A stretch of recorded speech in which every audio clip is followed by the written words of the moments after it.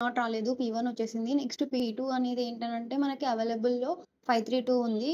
ఎంత నీడ్ ఉంది? 600. 600 అనేది నీడ్ కంటే ఎక్కువ ఉంది కాబట్టి అవ్వదు. నెక్స్ట్ P3కెళ్తాం. P3 ఏంటి?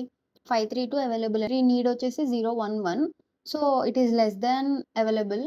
సో, P3 వస్తుంది. నెక్స్ట్ ఇప్పుడు P3 వచ్చింది కాబట్టి P3 యొక్క అలొకేషన్‌ని మనం అప్డేటెడ్ అవైలబుల్‌కి యాడ్ జేయాలి.